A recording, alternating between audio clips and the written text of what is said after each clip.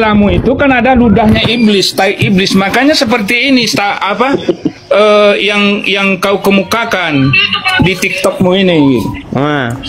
Ya, yang kau cari-cari orang yang awam gitu. Oke. Terus jadi yang kalau mana? Yang makarnya mana? Yang nggak nyangkut apa yang kau inginkan, ya itu kau turunkan itu. Oke. Kau ngotot memaksakan apa yang ada dalam batok kepalamu gitu. Kau mempertuhankan manusia, kau paksakan pada orang lain gitu. Oke, sudah. Jadi makanya pertanyaanku yang tidak henti-hentinya, kapanlah sehat otak yang ada di kepalamu ini? Oke, sudah. Sebenarnya yang kau cari bukan kebenaran, yang kau cari koin gitu. Sudah bicaranya? Iya. Udah bisa ditanggapi? Dan kau berani ngomong di luar sana, di sini gak berani kau ngomong gitu.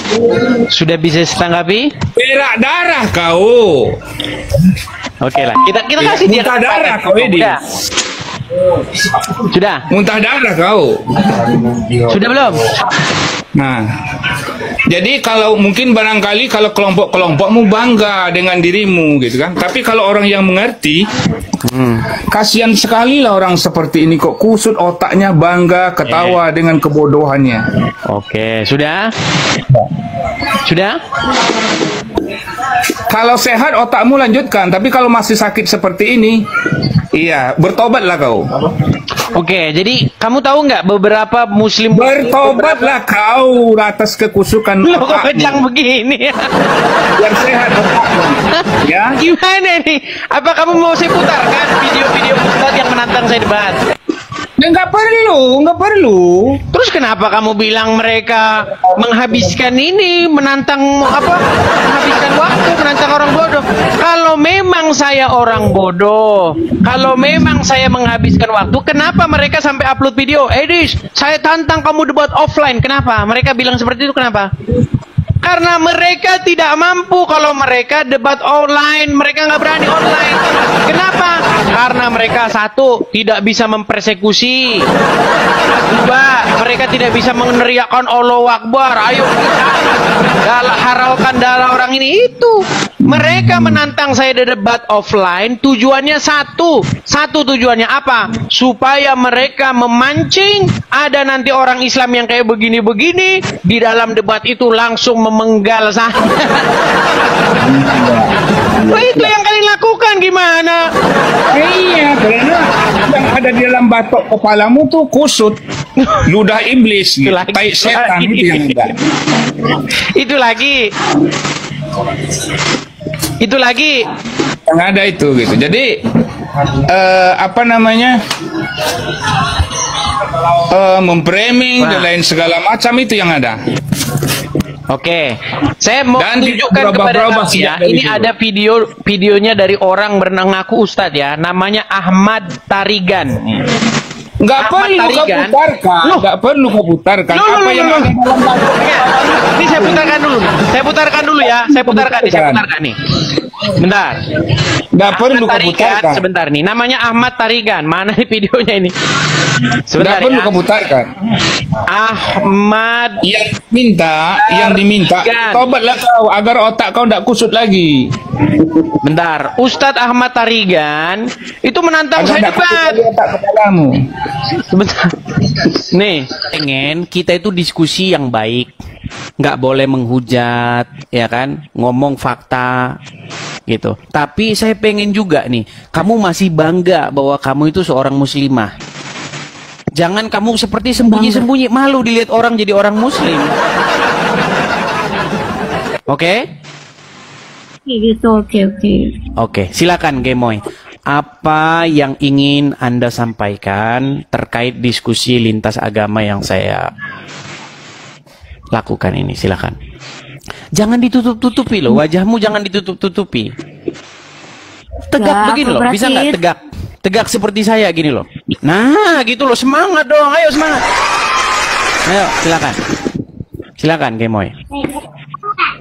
Iya, nggak ada kok sering Abang Edis ini kalau aku perhatiin kalau live ya hanya khusus framing aja gitu, menghujat aja gitu. Tapi kalau ditanya balik kenapa jarang jawab pakai data gitu.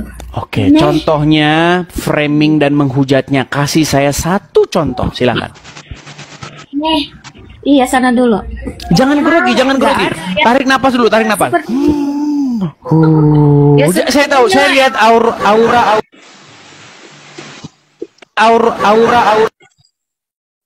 kan?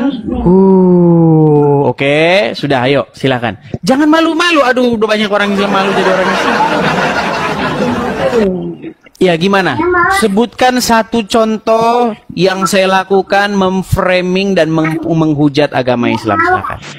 Ya enggak ya, kayak seperti hadis tadi yang minum kencing apa tuh unta, yang nyium batu itu yang Satu-satu. Minum air kencing unta. Ya. Apa yang saya framing dan apa yang saya hujat? Silakan. ya nggak ada gitu kesannya kan. Tadi katanya framing hujat.